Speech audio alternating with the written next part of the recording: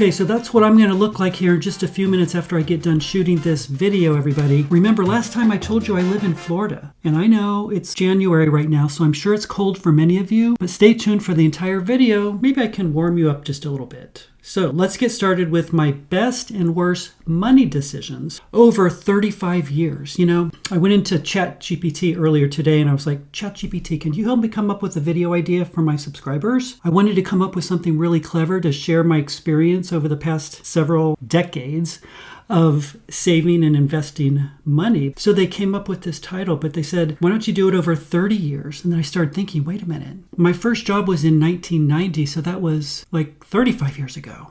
Anyway, that's how you know you're getting old. So stay tuned to the end where I put on that costume again. So my worst money decisions, number one, really has to be from age 24 to 29. Do you guys remember in the last episode, I told you that from those 5 or 6 years, I was spending money left and right, going to the mall when people used to go to the mall, buying a bunch of things like clothes, just nothing really of value per se, but I was running up that credit card debt like so many young people do. And I had no concept of money. I didn't understand even how credit cards worked, minimum payments and all those kinds of things. So I racked up about $40,000 worth of credit card debt. I know. I'm not proud of that at all, but that has to be one of the worst decisions I ever made as a young person, which was to rack up all that credit card debt. Number two, in 1994, I was working as a mortgage broker. I wasn't really sure what I wanted to do with my life.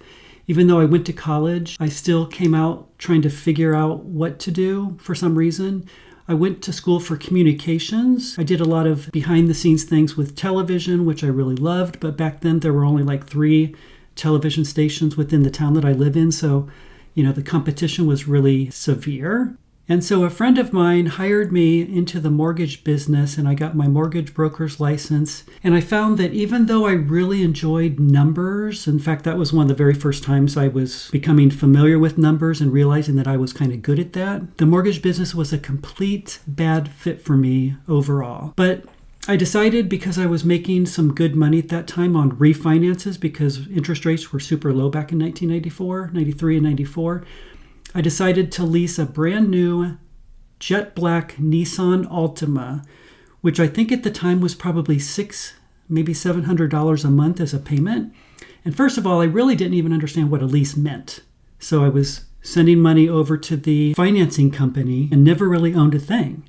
Now, that was also the time where I told you on the last episode that in 1995, when I was 29 years old, I ended up claiming bankruptcy. So I had to give the car back. But leasing a car, yeah, that's not a good idea, I don't think, for anybody. This is probably a good time to share with you that I'm not a financial advisor, nor do I want to be. I'm just a guy on YouTube sharing my insights about money, pre-retirement, and now going into post-retirement as well. So the third thing that I spent money on, which was a really bad decision, in 1999, I spent nearly $9,000 on video equipment because I decided to open up a wedding video business. I called it Real Wedding Home Video, REEL. But I really knew nothing about owning a business whatsoever. I still had another job, but I was trying to do this on the side. Side hustles weren't even a thing back then. And all the editing I did was on VHS. It was analog. Everything now is digital, but back then, things were very different. And I did apply some of the skill sets I had from college because I, again, went for video, radio, and all that kind of thing. And I ended up finding one client, which I said, hey, I'll do your wedding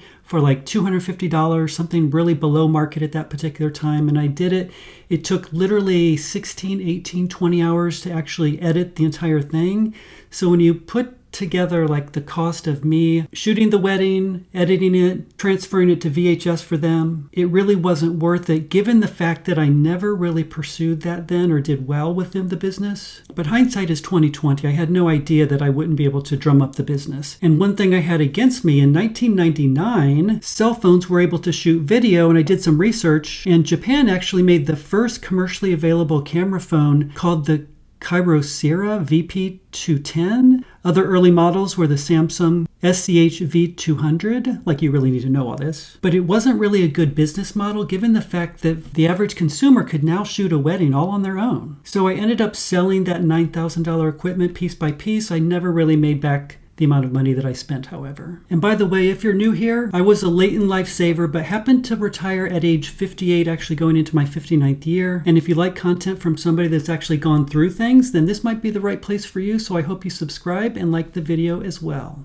Number 4 for the worst money decisions I ever made through the years probably has to be that I haven't really spent money too much on experiences. And I'm trying to change that, being an early retiree. Last time I think I told you I was a guest on the Susie Orman Show on the How Am I Doing segment. For those of you that remember the Susie Orman Show, you're probably up there in age a little bit. That's not a bad thing, but you probably remember the Can I Afford It segment. Do you remember the people that would come on the show that would want something and she would say, let me look at your finances. How much do you have in retirement? How much do you have in a savings account? And people would come up with these crazy things like they wanted to buy a mermaid outfit. This one girl was like, I just want this big mermaid outfit for like $1,500 or something. Or somebody wanted a brand new Mercedes, but they're making 30 grand. And she would always give them a Susie Smackdown, kind of knock some sense into them. And that mindset for me was a really good thing because I was, again, a late in life saver. So for me, adopting a very frugal mindset, almost minimalist, was great. However, one of my biggest money regrets, I guess we could call it, or mistakes, is that I didn't spend enough on experiences. If I could go back, I'd probably save a little less. I may not have gotten exactly to where I got to. And again, I'm going to be sharing numbers with you probably a little bit later on subsequent episodes. But we have to stop sometimes, even when we're building our wealth, and just experience life a little bit. Spend again on experiences with friends and family and do things that you're going to remember for a lifetime. I've got one more item for the worst things, and I'll get to the best ones here in just a minute, but add some comments down below. Let me know what you guys are thinking. What are some of the worst things you've ever done with money? I want to read those. So number 5 is, does anybody remember Bally's Health Club? Years ago, they offered a lifetime membership. So I remember I walked into the gym and I talked to somebody and they said, okay, great. They signed me up for a lifetime membership. I think it was like $600 or something that you pay.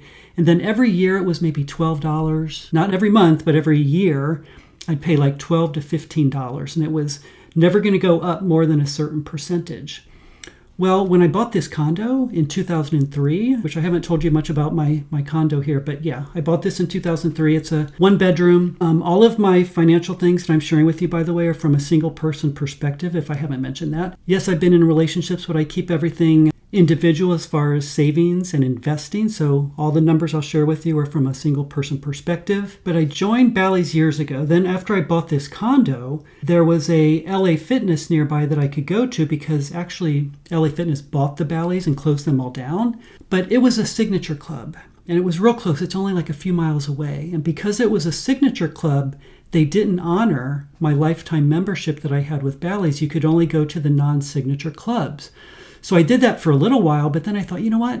In 2014, I think it was, I said, cancel my lifetime membership, and I'm going to go to the LA Fitness near me where I had to pay $40 or $50 a month. Well, in retrospect, they closed down the other LA Fitnesses that I was going to and made the one that I was going to kind of like a non-signature club, meaning that you could have used your lifetime membership, but because I got rid of it, it didn't do me any good. Subsequently, though, you know what? I canceled the gym altogether and I ended up just walking, doing home exercises here. I was working from home for like 6 years, right here from this desk, looking into my computer, and I would get up and do exercises, jumping jacks, push-ups, crunches, etc. And as I mentioned, I walk and I also ride my bike as well. But last year in 2025, which I'm going to be getting to 2025 because I want to share with you guys what I learned in my first year of retirement, I decided to go back to LA Fitness, and I'm okay now spending money to go there because I quit it years ago. So I wasn't going to the gym and spending that amount of money, $600-700 a year. So I had that in a savings account, which could be applied then to the membership that I have now. Anyway, that's just the way I think. But I remember thinking at the time that was really one of the worst money decisions I think I ever made. So let's move on now and let's talk, more importantly, about the best money decisions I ever made. Number 1, I pretty much embraced frugality for most of my life, especially after I turned 40. Remember my last episode when I talked about the fact that at age 40 was the very first time that I had wiggle room in my budget to save and invest. But as a general term, embracing frugality is something that I did, which got me to where I wanted to be. I still practice frugality, and I probably will for a very long time. Number 2, I learned from my survival years. Remember last time I said my survival years were from age 29 after the bankruptcy all the way to age 40. So 10 or 11 years, I was just surviving, paycheck to paycheck. Then all of a sudden I get to 40 years old, I have more money coming in. I would go to my Build-A-Budget, which, by the way, I spend all of my money on paper first on a spreadsheet. I would encourage you guys to do the same if you don't do that. Even in retirement, it's a good idea. Put my income on the right. I put my expenses on the left. I net it to 0. And then you can borrow from buckets as you go, so you never go wrong with your budget as long as you have a lot of wiggle room there. But I really did learn from those years, and I just decided to continue to live the way I was, even though there was more money that I was putting into my investing. I always believe that you have to see savings as an expense. Yeah, do that in your budget. Make sure you have a line item for saving and investing, and you see it as an expense. It's not an expense you pay to somebody else, of course. It's an expense you pay to yourself. So number 2, I learned from my survival years. Number 3, I focused on maxing out all of the vehicles I had at my disposal. So remember last time we talked about the fact that I had a 401k. I'll tell you what I did with those once I retired, but I had a 401k and I decided to get a Roth IRA because Susie Orman, I was watching her on Saturday night back in 2005 or 6, and she said, you know what, you should probably get a Roth IRA. So I did. I didn't understand exactly what it was at the time, but it's after-tax money that you're taking from your checking account, putting it into the Roth. I'm sure you guys know this. Some of you may have it, some of you may not. But then when you get to retirement, you want to start spending from that bucket of money that you have in the Roth. You can take it out tax-free. So it's good to go into retirement with all these different buckets of money with various tax implications. But I soon realized rather than being just frugal, I had to be smart. In fact, if you ask a lot of people right now, especially younger people, what does it mean to max out a 401k? They may think that that has to do with the percent to get the company match. But really it has to do with the dollar amount that the government allows you to put into these vehicles. So in 2026, I don't know what the numbers are, but there are certain numbers you can put in. It might be 22,000, might be 24,000. Then if you're over 50, you have catch-up contributions. So years ago, while I was building the wealth, one of the best things I did was to maximize those vehicles and make sure that I was maxing them out before I did anything else. So I'd build my budget, I'd have my expenses, I'd get to the savings and investing expense, and I would figure out how much money can I put in there above and beyond what I wanted to pay myself for fun and other. So I had the 401k and the Roth for many years, aside from my emergency fund, that I just continued to put money into. And then in 2016, 10 years ago, I opened up a taxable account. And I only opened up the taxable account because I had more money that I could put into investing. I just didn't have the vehicle in which to put it into because I was still leveraging the 401k and the Roth. It took years to max those out. Does that make sense? All those years, 2009, 10, 11, 12, 13, 14, 15, and then 2016, I look at my budget, I'm like, oh, Evan, there's extra money there. While you're building your budget, where do you want it to go? I learned that you could open up a taxable account. I opened up that with Vanguard. And rather than dollar cost averaging into that account, which I could have done, which you may have done as well, but I just decided at the end of the year, after I'd paid all my expenses and I'm looking at everything I have going on, is there money left over above and beyond what I forecasted if I borrowed from other buckets and I put it into the investing bucket? I would do a lump sum every year into that account. It might be $8,000 one year, it might be $10,000 the next. Now, one thing about saving and also in retirement is that sometimes you learn things, just in time. I think I mentioned that before. So for me, I heard people say, hey, it's good to have a 401k. Pre-tax, maybe post-tax with a Roth 401k. It's good to have a separate Roth account over here, maybe with Vanguard or Fidelity. It's good to have a taxable account.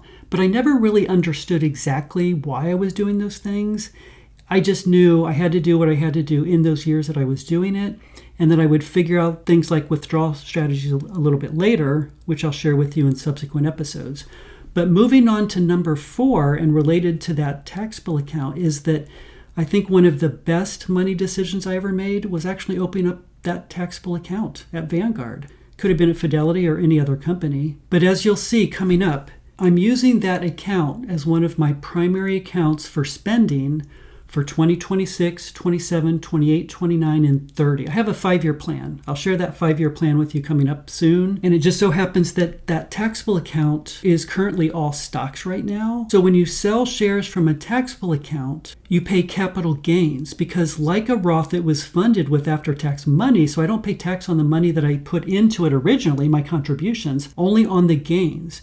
And depending on your tax bracket, for that year, when you're doing your taxes, you could maybe be in the 0% tax bracket, which I'm going to be for 2025 once I figure all that out, or maybe in a 10% or a 12%. And then I think it goes to 24. But because I funded that account for so many years, it was $200,000, but in July 2025, I sold $40,000 and I moved that to a 5-year CD for future spending. So in a sense, what I'm doing is I'm taking that higher risk account because it's in stocks and selling some of the shares and getting into safer investments to use as income. Now, it may or may not be the best decision, but it's the right decision for me. In addition to that, I have CDs, all of which I'll share with you a little bit later. But number 4, again, related to retirement, is I was so happy that I actually opened up that taxable account and had the insight to do so.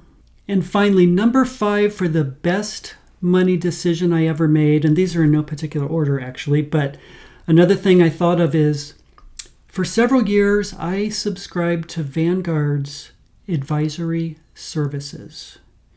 Now, I'm not one of those people that believes in financial advisors really. I think I told you before I'm not a financial advisor, nor do I want to be. I'm not a financial planner or anything like that. I've done pretty much do-it-yourself financial planning for years just by reading and watching YouTube, etc. So I don't believe in assets under management. However, I think for me, I said to myself, Evan, why don't you subscribe to those services? It's only 0.003 or something super, super low. It's not 1%. It's like 1/3% for what they're going to manage. So for 3 years, they managed my Roth IRA and my taxable account. They put me into different funds for tax location advantages, things that I didn't want to quite figure out. And of course, with Vanguard, I choose very low expense ratio mutual funds or exchange traded funds within those accounts themselves. And one of the best benefits in doing that is I could pick up the phone at any time, contact an advisor there, and have a 30 to 45 minute phone call with them and ask them any questions I wanted to. So for the past 3 years of my working life, I was able to leverage that opportunity to talk to them about different strategies I had. I would just pick their brain and say, you know what, I'm thinking of doing this for withdrawal strategies, because I didn't think about that at all when I was building wealth. It was only coming up later once you start to think about retiring. And so they were there to just walk through different ideas that I had. But when I did pull the trigger and I retired, I did cancel those services because I didn't want them managing all the money I had. I was just okay with these particular accounts that I mentioned. So AUM, assets under management, is really not for me. I'm more like the Simple Path to Wealth, J.L. Collins, and other folks out there in the FIRE community. So there you go. That's what I came up for this episode. Do me a favor, guys, and leave me comments down below. I want to know what you guys are doing. I can learn from you. Everybody has different strategies in retirement. Maybe some of you are still in your 30s. Maybe some of you are in your 40s. Maybe you want to retire at 55. Maybe you want to wait until 60. Let me know what's going on with you. I'd love to hear what you think. Do you think it's a good idea that I'm tapping my taxable account now? It also qualifies as income, by the way, to get these subsidies through healthcare. More on that a little bit later. I was able to get very good healthcare through Marketplace for 2025 and also now for 2026 as well. But leave me your comment. Those are my best and worst money decisions over the past 35 years. And so for watching to the end, here you go. Here's what I'm going to look like when I go to the pool.